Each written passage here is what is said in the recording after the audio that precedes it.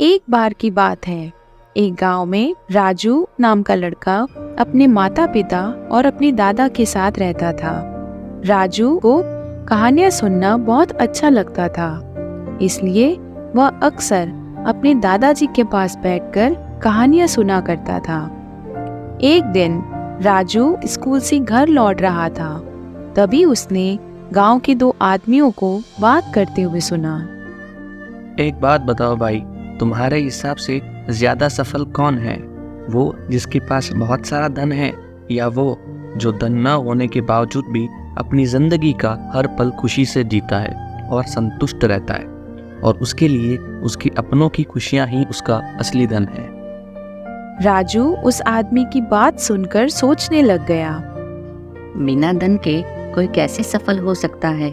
क्योंकि मैंने तो हमेशा सभी लोगों से यही सुना है कि जो आदमी धनवान है वही सफल है। और वैसे भी अगर किसी के पास धन ही नहीं है तो वो सफल कैसे हुआ? क्यों ना मैं ये बात दादाजी से चल के पूछूं?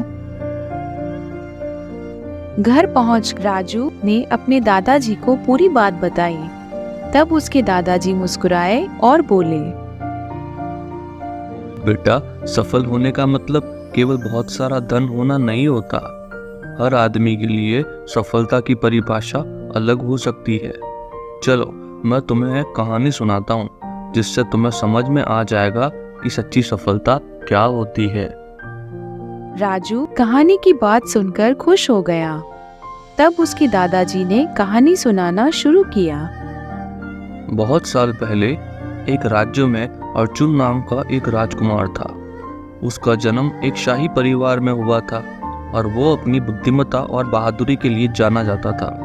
हालांकि अर्जुन को इस बात का घमंड भी था और उसका मानना था कि सफलता का असली मतलब शक्ति और अधिकार है, जिससे वो जब चाहे जो कर सकता है। उसे लगता था कि वो अपने पिता से बेहतर शासक बनेगा, क्योंकि उसके पिता शक्ति का सही इस्तेमाल नहीं कर पा रहे। एक दिन जब उसके पिता राजा बीमार पड़ गए, तो अर्जुन को कुछ समय के लिए राज्य का शासन चलाने की जिम्मेदारी दी गई। नए अधिकार के साथ अर्जुन और भी अधिक अभिमानी और घमंडी हो गया।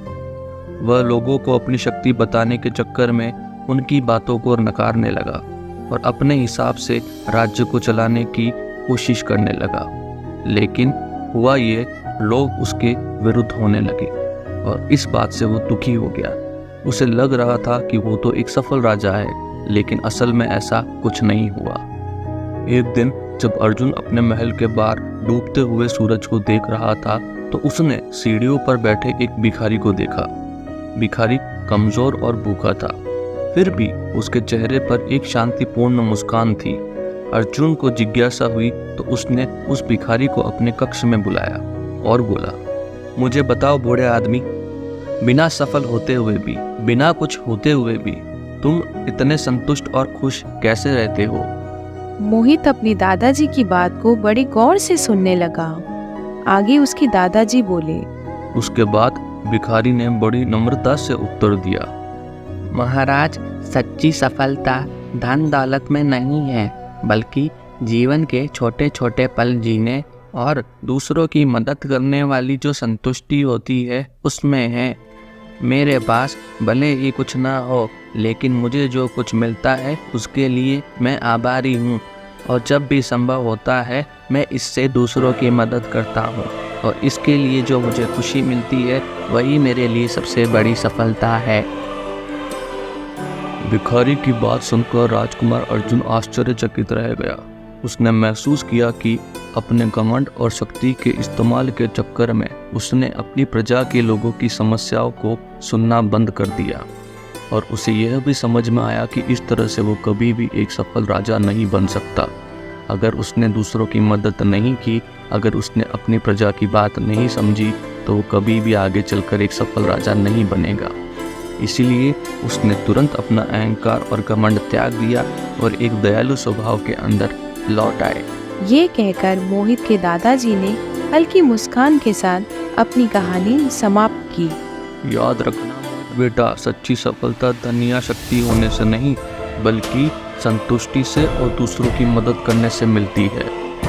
अब मैं समझ गया दादाजी, कि ज़िंदगी की सच्ची सफलता ज़िंदगी के छोटे छोटे पल जीने और दूसरों की मदद करने में है, ना कि बहुत सारा धन इकट्ठा करने में।